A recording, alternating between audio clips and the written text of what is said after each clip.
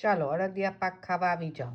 આમાં છે અડદનો લોટ, કાળી અડદ આવે એનો લોટ, પછી ગુંદર, પછી બધા ડ્રાયફ્રૂટ, સૂંઠ, ગંઠોડા, બત્રીસું, અને સૂંઠ વધારે જેનાથી તીખાશ આવે, અને એ તીખાશથી તમારી શરદી, ઉધરસ, આખું વર્ષ તમે બીમાર ના પડો એના માટે અડદિયા પાક.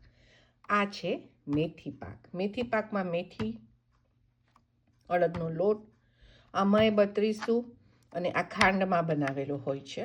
સો આ ખાંડવાળો. આ તો તમને બધાને ખબર જ છે, ખજૂર પાક છે, ખજૂર, ડ્રાયફ્રૂટ્સ,